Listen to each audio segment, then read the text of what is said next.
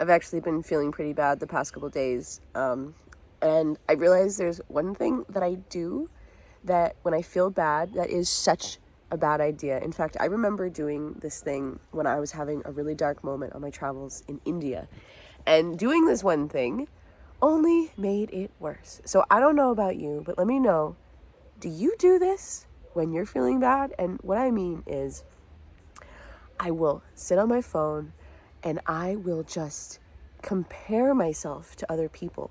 I will scroll through Facebook or Instagram and I will just like see what other people are doing and kind of compare.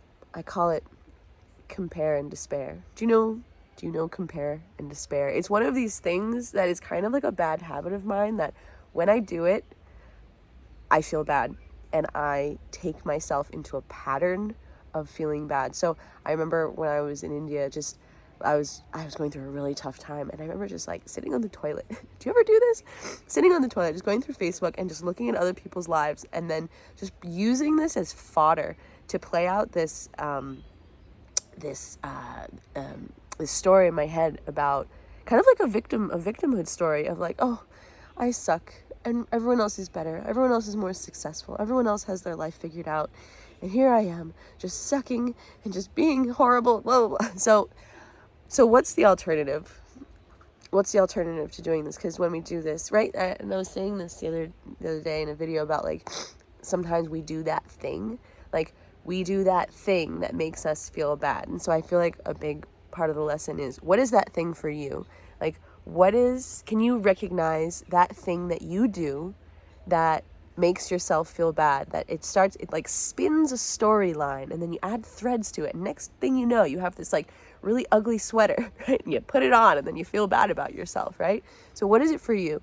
What is that thing that you do that when you do it, it takes you down? And do you think that you would be willing to actually catch yourself? Like, can you start to catch yourself when you're doing that thing that you do? So for me, compare and despair is a big one. I would say that's probably my biggest one. In fact, when I went to Egypt, I went on this like amazing pilgrimage to Egypt, and I had every reason to be happy in this beautiful place with this group of women. And what I started doing, almost like it was like an addiction to feeling bad, I started comparing myself to the other women in the group. Like the clothes, like I compared the clothes I had, the shoes I had, and it was just this way of like bringing myself down. It was almost like I had an addiction to a very low frequency, as if like that was like a familiar, comfortable place to stay. So given this opportunity to rise and to go to this higher level, I was choosing to engage in patterns and behaviors that were actually bringing me down. And I had, in fact, the woman who led me here to Guatemala, she called me out on it. She's a psychic woman, and she said it's like there's this evil like within you. It's like there are these two parts. I mean, we have more elements within us, but she says it's like there's this evil scientist and this little mouse within you, and this evil scientist is like taking pleasure in making this little mouse miserable and like setting up these sort of like this elaborate trap to catch the mouse and make the mouse suffer, and then the scientist just sort of like like is enjoying it. So she called me out on that. Yes, not only am I doing this thing that makes me suffer, that makes this little mouse suffer, but I'm actually enjoying it. There's part of me that is actually enjoying my suffering, which is crazy because when we think of suffering, we think of like, we don't want to suffer, and who wants to suffer? Like, suffering is obviously like bad and unwanted. Who would willingly make themselves suffer? And yet, it's almost like there's this kind of hidden joy and pleasure in the negative, in the lower vibration. Okay, so which leads us to ask the question, what could possibly make us want to stay in a lower vibration? What could be the payoff that makes it worthwhile? And one of them is, I mean, this one's easy for me to point out, is that when I don't feel good, when I am emotionally wrapped up in some drama that brings me down, then it's actually a way that I get to hide from playing big. It's a way of like avoiding my own greatness, because if I can be so caught up in the drama and the sadness and the darkness, then I'm sort of like absolving myself of of the ability and like the necessity to show up and play big and fulfill my potential, right? Another part, a payoff of, you know, playing it small and, you know, swirling around in the victimhood is, you know, sometimes that could be like how we learn to survive and get our needs met. Like if others take pity on us, if we diminish ourselves and shrink down to be like this tiny, pathetic, you know, creature who needs rescuing, right?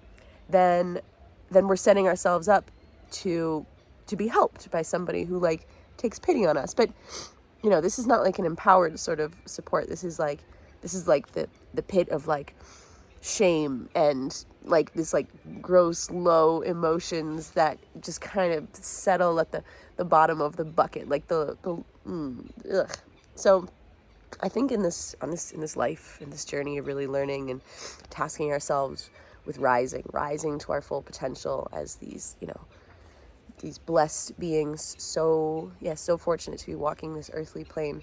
I think so much of it is we have to be willing to call ourselves out on like, where are we engaging in old patterns? And maybe we learned it from how we survived before. We learned it from, you know, how we learned it for whatever reason. It worked for us for some time, even though it may have created some negative consequences as well. There were some payoffs. So we have to be willing to have new eyes to see ourselves and the things that we're doing and the patterns that we're creating. My friend was saying yesterday, you know, she got out of this relationship and she got away from this situation, and she kind of imagined that her problems were going to go away because she was kind of blaming the, you know, that situation she was in. But then they didn't. And I'm like, oh, honey, that's because wherever you go, there you are. Like, you're at the center of it. You are at the center of it. There's no escaping the life you've created as long as you go with yourself wherever you go, because the life that you've created is an outcome of your beliefs, your thoughts, your attitudes, your patterns. Like, I have a friend who there's always someone to fight. There's always a perpetrator, and he's always the victim. There's always a reason to be mad. There's always a reason to like kind of like react really aggressively towards people. And it's not the world, buddy. It's you. You are at the center.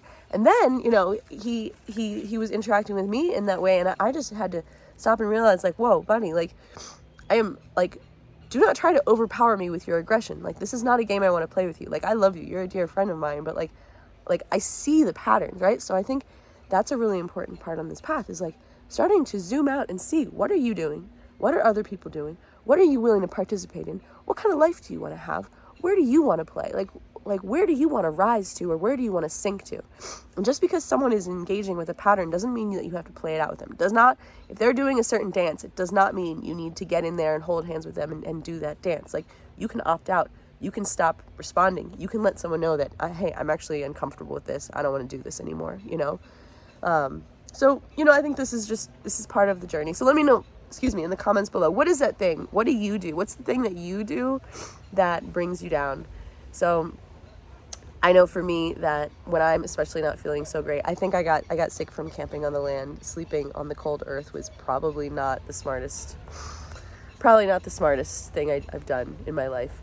And so I know that when I'm not feeling so good, I have to be so extra vigilant about how I talk to myself and what I do with my moments, you know, because I can't just operate normally. I can't do the things I normally do. So I'm having to rest a lot. And then I notice I get my phone out and I'm doing that thing. Oh, you're doing that thing, comparing and despairing and making yourself wrong and focusing on how like you should be. I'm shitting on myself. I'm doing that thing. I'm shitting on myself. I should be better. I should be different. I shouldn't be this way. I should feel something different than what I'm feeling. I'm resisting and not accepting myself.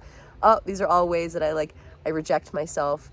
Okay, I'm doing that thing. All right, well, I know where that takes me because I've been there a million times before, and I want to choose something differently. I want to choose to love myself. In fact, what would someone who loves themselves do? That's the ultimate question. What would someone who loves themselves do? They would probably just chill out and let it be and maybe just enjoy themselves and not do that thing. All right. All right, guys. Thanks for watching. Love you so much. Let me know in the comments below. What did this video bring up for you? What's that thing that you do that when you follow it through takes you down? And what could you do differently next time? All right. Love you guys. Bye.